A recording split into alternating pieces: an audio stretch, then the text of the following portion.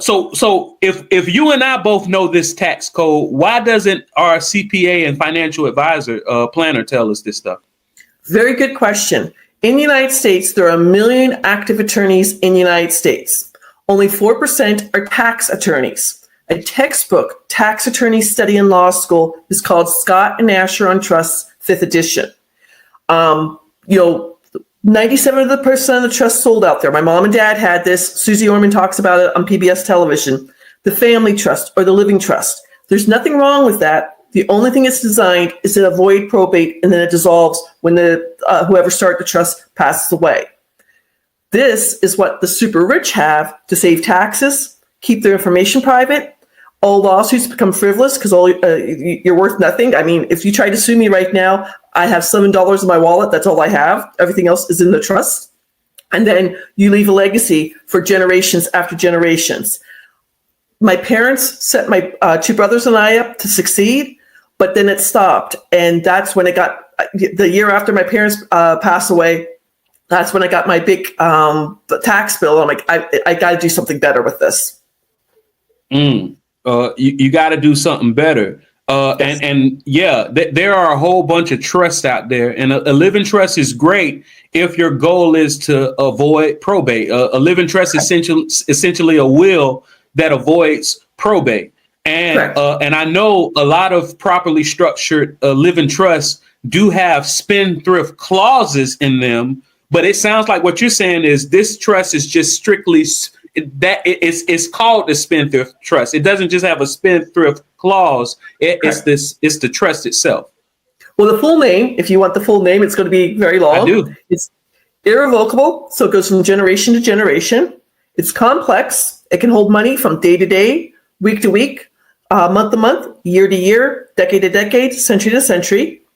It's discretionary. Whoever's a trustee or trustees can make the rules for all the beneficiaries. There's no infighting. There's no contesting the will. And then the spendthrift has been in front of the United States Supreme Court on 2 separate occasions in 2 different cases, and it's won both times. If you have all 5 elements and have a law firm that can write this for you, the law firm I work on behalf of was started 77 years ago. In 77 years, not a single trust has ever been audited.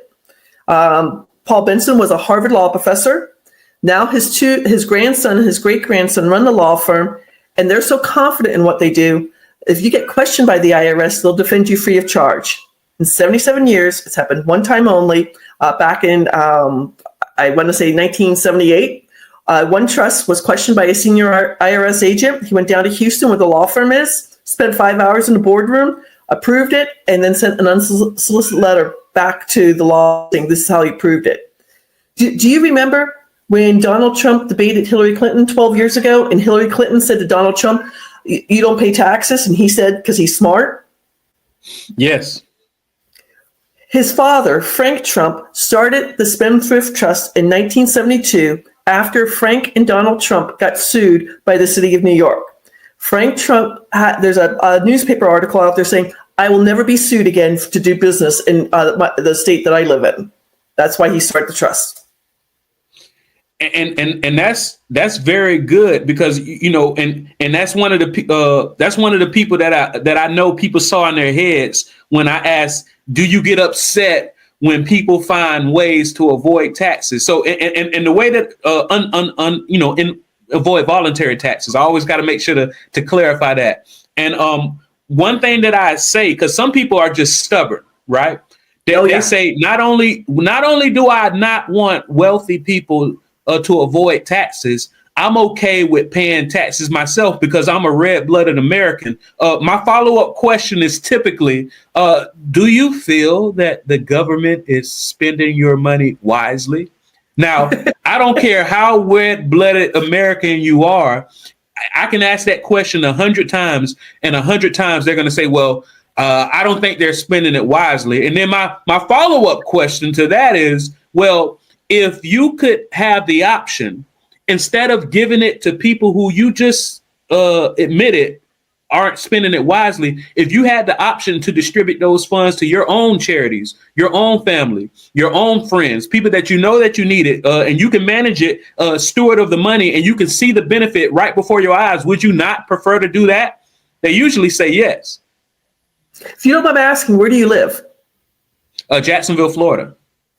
Have you ever driven the New Jersey Turnpike from Delaware up to New York? Now does 95 turn into the New Jersey Turnpike? No, I don't think. I'm going to be honest. I'm not sure. This past April 2025, I drove from North Carolina up to New York because I was doing a presentation in New York. I paid to be on the New Jersey Turnpike, and there were potholes bigger than my car in the middle of the New Jersey Turnpike. And I paid $27 to drive on the New Jersey Turnpike. I'm like, where's my money going? Fix these potholes. So what you're saying is, because a lot of people don't realize when you're paying a toll, that's essentially a tax.